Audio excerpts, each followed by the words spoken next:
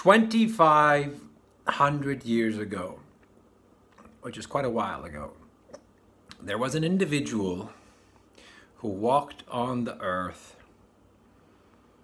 whom we refer to as the Buddha, Siddhartha Gautama. Now, 2,500 years ago, the Buddha claimed to have secrets, spiritual knowledge that would ease your suffering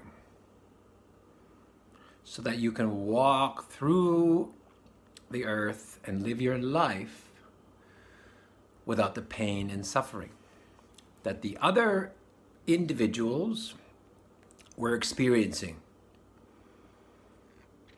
Because all life is suffering until you have the right spiritual knowledge. But the idea was Buddhism, what became Buddhism, which was not really a religion, it was more of a philosophy of life, a philosophy of living, how to live appropriately, right? And in Buddhism, they teach you how to act appropriately, how to live appropriately, how to eat appropriately. Now, I'm not Buddhist. This is not a lesson in Buddhism. But there was an understanding that the Buddha represented an end to suffering, right? An eventual end. That those who practice and follow this system of living, system of interpreting the world and life and who you are, that you would end your suffering, right? That's freedom. Freedom, spiritual freedom was this end of suffering and the attainment of the self, self-actualization, becoming anointed, that we can all become Buddha. That was a pretty grandiose understanding. And so people became Buddhist to gain some of the benefits of this spiritual practice. With, I think, the understanding that the eventuality of this path would mean that all human beings would eventually escape suffering, end suffering, right? That there would be peace and love on earth, that we would all live accordingly. And alongside Buddhism, you had all the other spiritual practices and teachers and gurus, some fake and some real. You had religions, all promising the same thing, because people are suffering. We're always suffering. There's always pain and suffering. Whether you're rich or whether you're poor, you have problems, you have issues. And many people still think earth is, there's a hell on earth, right? It's chaos, it's violent, it's evil. Nobody wants to be here. Well, you know, recently we talked about, well, we all came here. We all chose this destination. If this destination is so terrible, why would so many people choose it? Right? Why would so many people choose this horrible destination? Well, that gets into a much more advanced spiritual discussion. But there are many reasons for it. Because, you know, let's talk about some of them. Let's just talk about some of them. But before we do that, let's just remind ourselves that after the Buddha and many other teachers, there was this person called Jesus, about 500 years later, who said the same thing. right? Right? The kingdom of heaven is here. Open your hearts and rejoice. There was a guy called Jesus, and he said the same thing. The end of suffering. Rejoice. The kingdom of heaven, which is this freedom from suffering, the end of suffering, the kingdom of heaven is here. Rejoice. Enter the kingdom of heaven, the kingdom of God. Alongside Jesus and the Christian movement were the Gnostics. The Gnostics said the same thing. The end of suffering. Knowledge. Knowledge and understanding of the universe and your connection to it will lead to the end of suffering. Now, what we've seen over the last 2,500 years is that there still is suffering. The great teachers promised an end to suffering. And yet many people suffer. This is a hell on earth. There's chaos, there's violence, there's terror. So what is the dilemma? Why would so many people come here? Why would so many people come here to this hell on earth? Not just millions. Let's say billions of people came here. Right? That's the spiritual discussion. Because my understanding is, you chose this destination. You chose your parents. You chose your gender. You chose your basic path, your basic career. You chose some of your close friends, who you married. Maybe you had a choice of several, so you pre-chose those. Oh, these several. So you chose what you would do. You chose when you go out.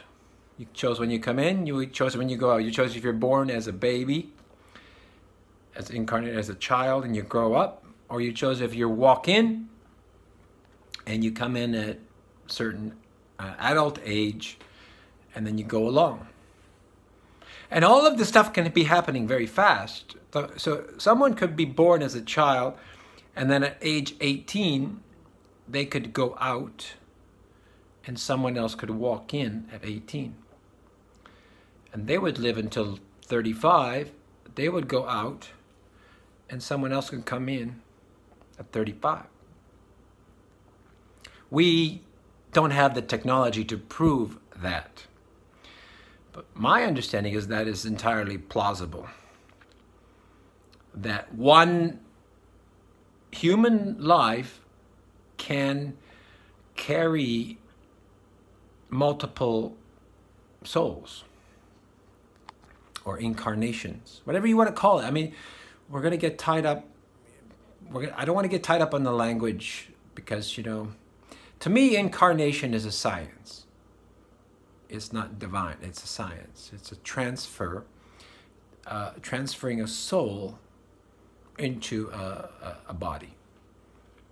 It's like transferring a file. When you transfer a file over the internet, when you upload a file from your internet, from your computer to the internet, that's a transfer of data. That's technological. That's technological, right? That's a data. That's an internet. That's a Wi-Fi. There's a network. Well, what's supporting the network? It's a bunch of computers somewhere, right? And there are base stations somewhere. Well, we don't know where are they. I don't know. There's a computer center, a data center. It goes to the data center. It goes to the internet. The data center is the internet. Where is the internet? What's the address? Where's the location of the internet? Well, it's multiple data centers around the world, and they get moved around. Satellite. So, if you went back to the time of Jesus, and you said, take this data push this button and it's going to go on the internet, they would say, oh, you are divine. You are an angel. Because you can transfer this, right? Show you a video. If you showed someone at that time a video, they would say, oh, you are divine. You are an angel. Today, we do that. We transfer data wirelessly. Now, a soul, let's just say it's an advanced piece of data, and it can be transferred, and it can embody a person. So we make a big deal out of, being born and living your life, and this is who I am. This is my identity.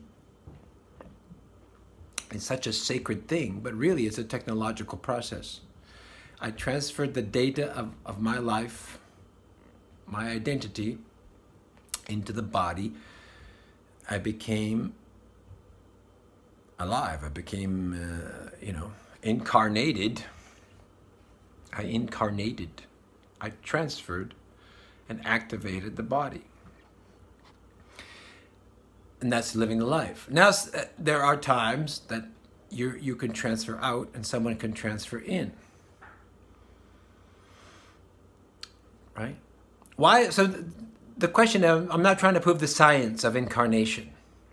I think it's a science. It's an advanced science. Because it's DNA is software, the soul is data, the body is, biological, it has DNA software. DNA is digital. We go through the process. I've written about this extensively in my books, the God is DNA series. So there's a lot of deeper discussions if you want to read it.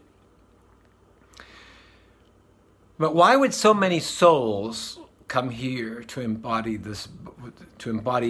life here in this hell on earth, in this terrible place, in the place of suffering?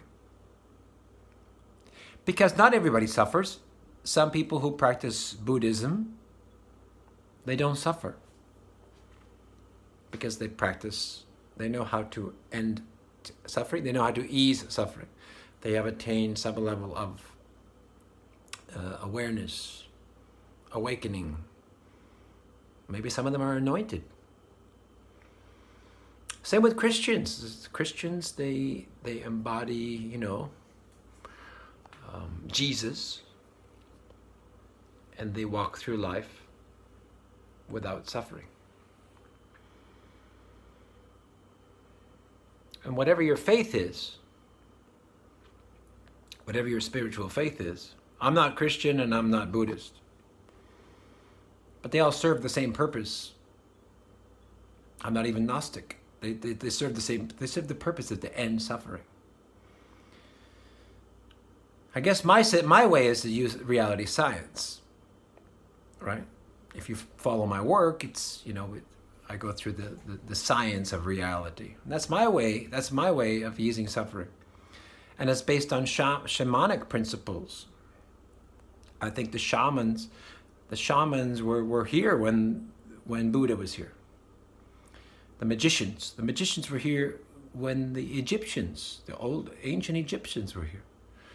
The magicians predate or came alongside religion and spirituality. So sort of my approach does come from, although there's a lot of spiritual richness to it, it does come from the magical component. And when I say magical, I mean the technological aspects of reality, what we call magic, reality magic, right?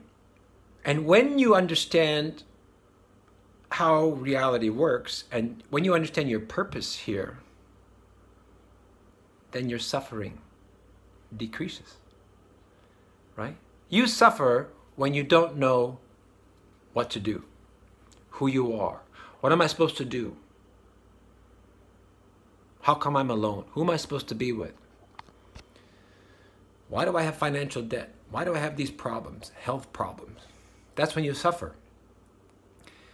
When you know who you are, when you know your place, when you're doing the right thing, right? When you feel, this is what I should be doing, you don't suffer. You're happy.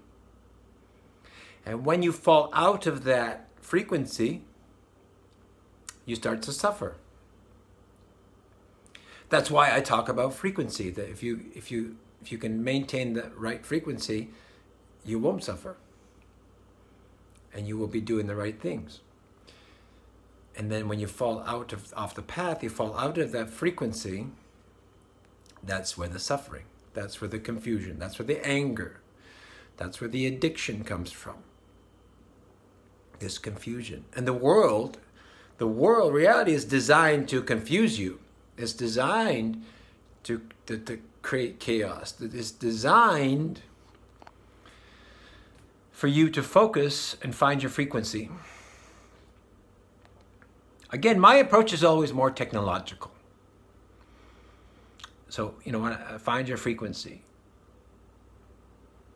When you find your frequency, you understand who you are.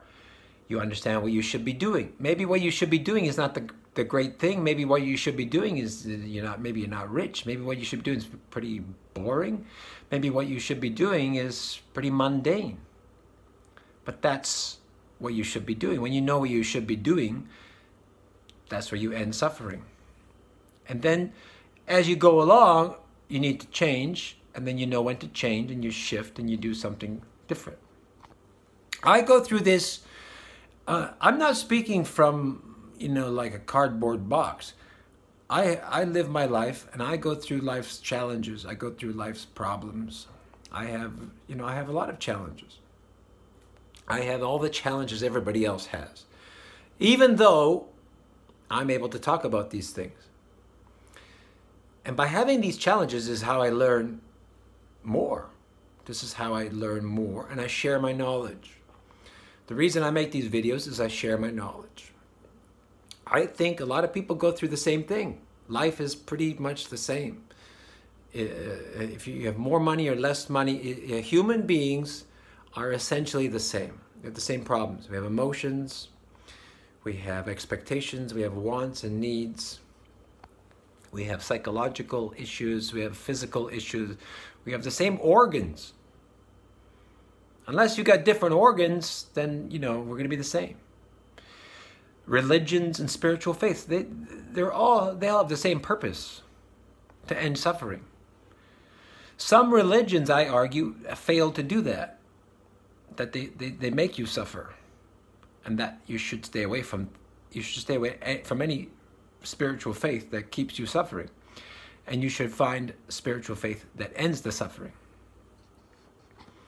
Right?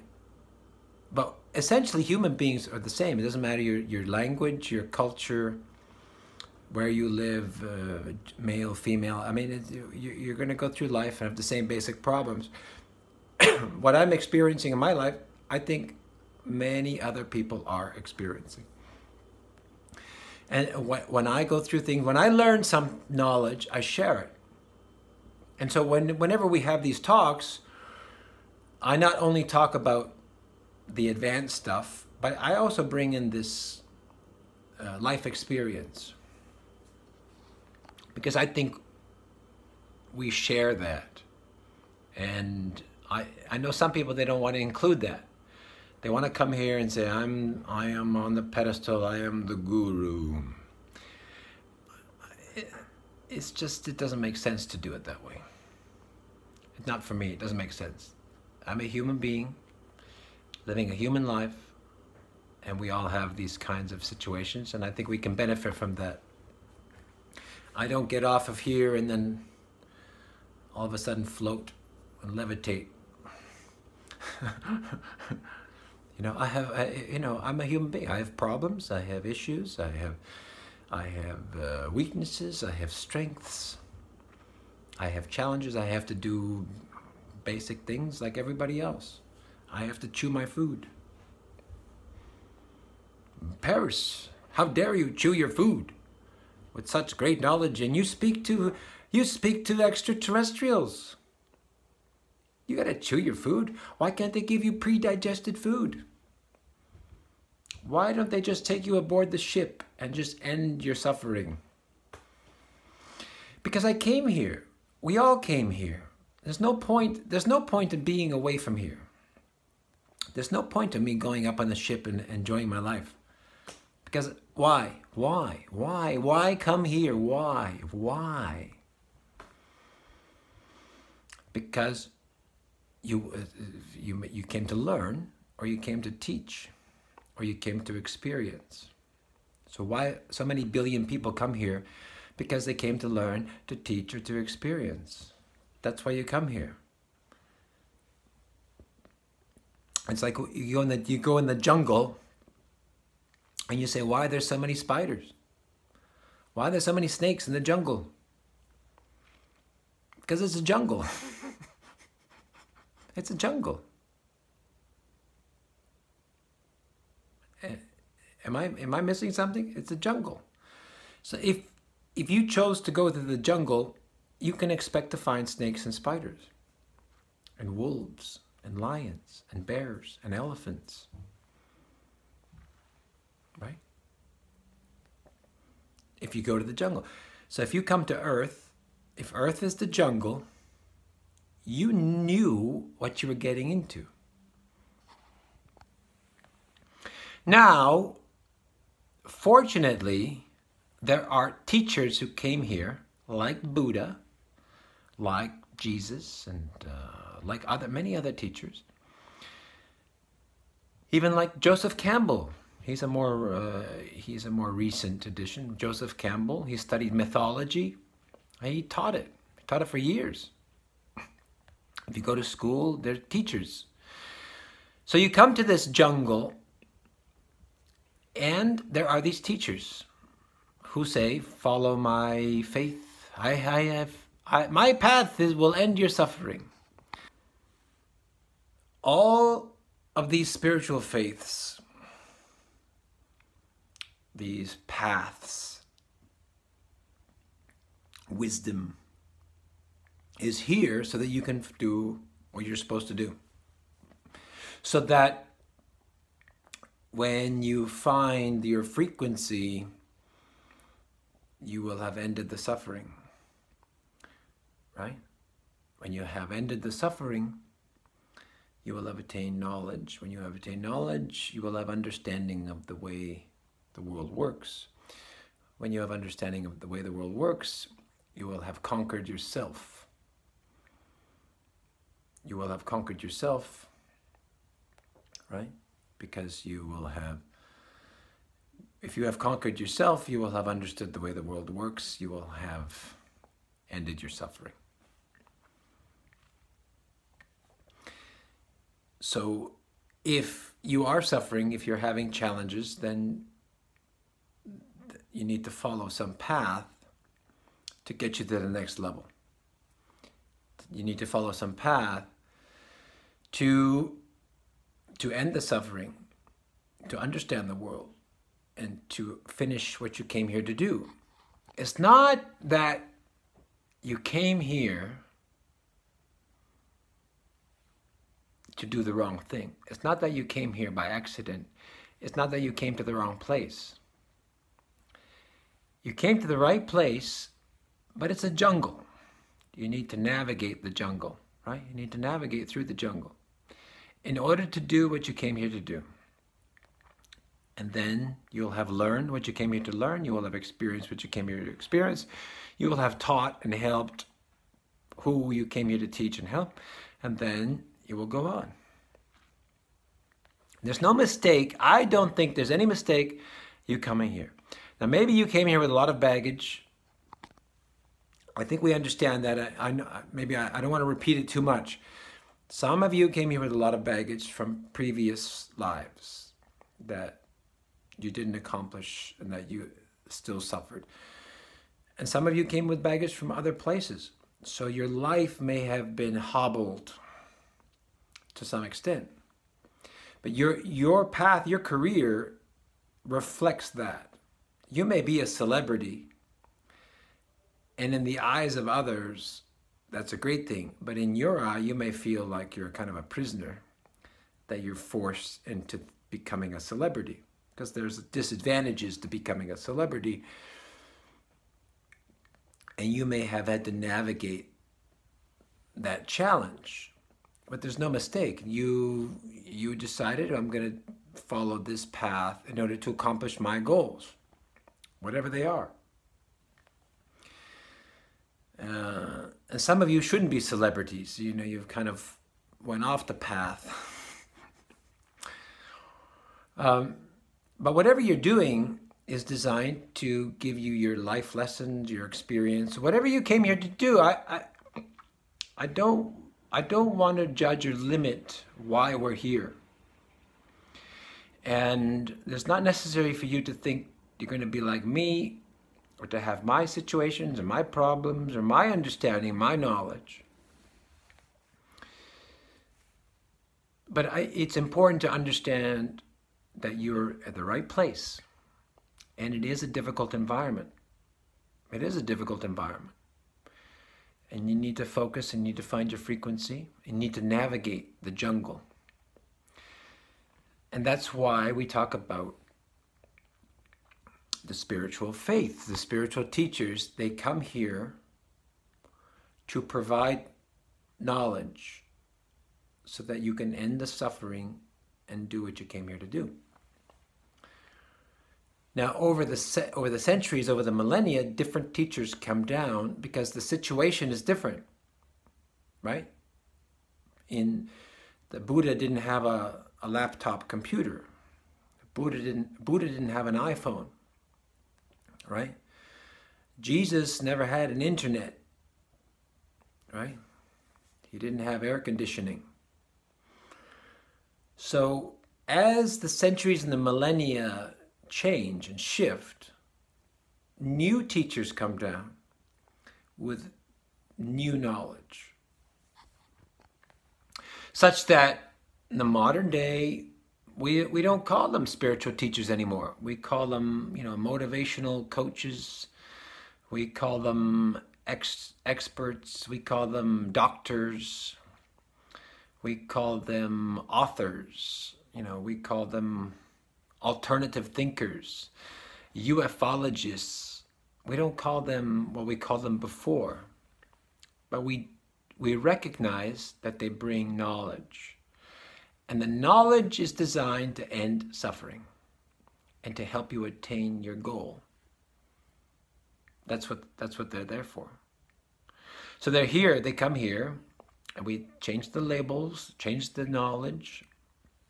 And so you navigate life, you navigate the modern age, and you accomplish your goal. You learn what you came here to learn. You experience what you came here to experience. You teach those who need teaching, and you nudge people on the right path. And a lot of people fall off, and a lot of people recover. I mean, there's no guarantee. I mean, here's the takeaway. The takeaway is 2,500 years ago, the great teacher came here with great knowledge. And his knowledge and his teaching did not save the world, right? Buddhism did not save the world. It did not cure the world of all suffering. But it helped millions of people to navigate and to do what they came here to do. Same with Jesus, right? His knowledge helped millions of people, maybe billions, and all the other religions. But the point is, their great knowledge did not resolve all the problems of the world. Or we can say that there were problems then and there are problems now. And there are going to be problems later. So the fact that the world has problems should seem like it should seem like it's normal.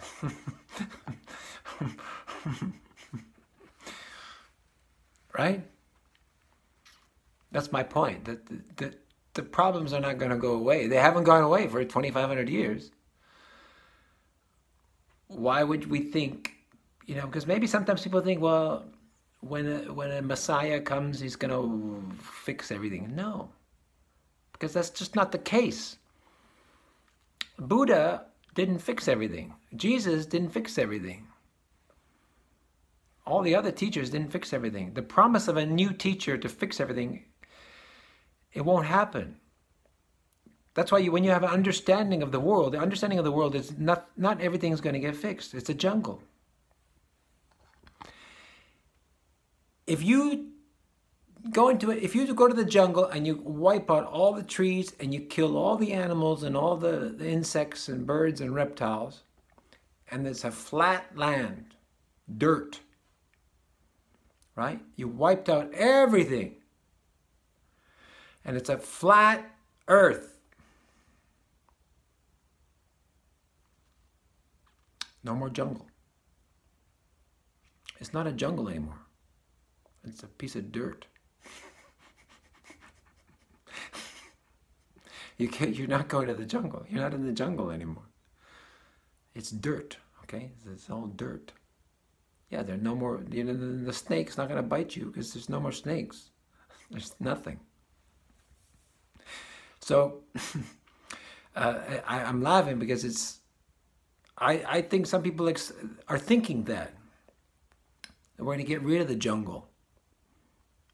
We're going to get rid of all the problems. All the chaos and the headaches and the geopolitics and the threat of war. We're going to get rid of all of it. The disease, all gone.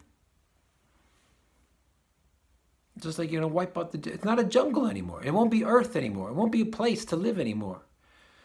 And when you start changing stuff, then new things will come in, right? There's new problems now.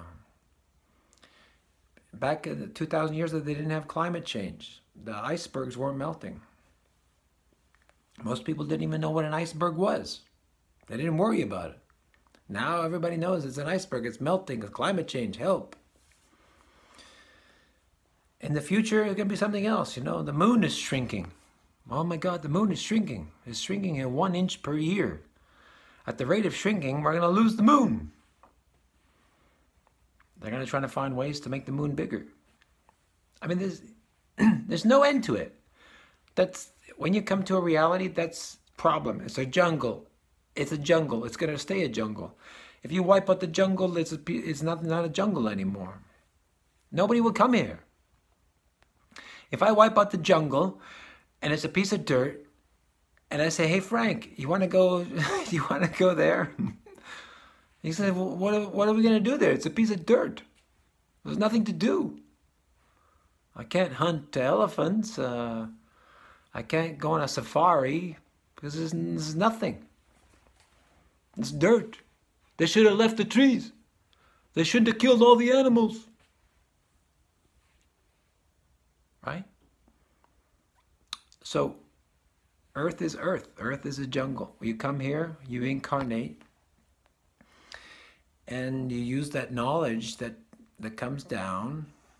Whether it comes down to you directly in the future, I think we're all going to be able to download spiritual knowledge. We can all be like, anointed. I think that's plausible. Hit the right frequency, you can download knowledge, you become aware, and ease your suffering. In the future, I think more people can do that, and we can all become like Buddha. Which is basically what he did. He downloaded knowledge and he shared it. If we can all download knowledge and remain at the right frequency, he won't have to come back. Because there will be many Buddhas walking around. And I bet you there are Buddhas walking around now. They don't say it. They don't make videos. I was pushed into making videos about extraterrestrials, because they had been maligned, and it was important that we reconciled our relationship. And that I was pushed into it, and it was important, and it ruined my life. I should be complaining. It ruined my life, but I did it. And people called me crazy. But then it led into other things now. It's talking about, we talk about all kinds of stuff now. I've expanded my knowledge. It's not just about the star beings. That's just a component. That's a small component to everything else. But it's a necessary component, right? It's necessary. It's a necessary thing that we need to have. And once you have that, then you can connect all the other pieces. And that leads you to awareness. That leads you to enlightenment. That leads you to become anointed. That leads you to attain Buddhahood. I'm not Buddhist. I'm not selling Buddhism. I'm just using as an example. Awareness. Spiritual awareness. You need to have that component. The components that I talk about, you need magic. We need to understand magic. We need to understand star beings. We need to understand that we were colonized. This is a space colony. We need all those pieces. And for many years, decades, centuries, it has been excised, has been taken out, redacted from our knowledge. And that's why we suffer. We suffer because we don't know about there are bases on the moon. But we should know. I want to know, what are they doing there? How long have they been there? We don't know that we've been talking to star beings and that we have ships and magic. Some of us are magicians. All of that stuff has been redacted and blocked and censored and suppressed. And I think that by learning and studying this stuff, it ends our suffering. It allows us to live life with a better understanding of the way the world works. A better understanding of ourselves, and it ends suffering. You can walk through the jungle. You can walk through the jungle with a machete. And if you get attacked by a lion, you know what to do. You know not to eat certain plants. And you know that spider will kill you. So you stay away from it, right? You navigate. We're navigating Earth with this knowledge. But there's no end. There's no end of the Earth. There's no end of problems. There's no, we cannot remove the jungle, because then there's no jungle, right? You navigate, you learn to navigate. So I think that's the important concept, that we have all this great knowledge, and the problems, Earth will not go away. Life, there's no cure for life. There's no cure. There's no pill. You can't take a pill and just, cure me of life. My life's got problems. No, there's no cure. Right? And what that means is we have to navigate. You have to manage. And you're allowed to be upset. You're allowed to be happy. But you came here for, there's no accident why you came here. And you need to do what you need to do. Sorry. You need to do it. You can't leave. If you leave, you're going to come back. And you're going to have more restrictions. You're going to have more expectations, more hardship. You have to stay here.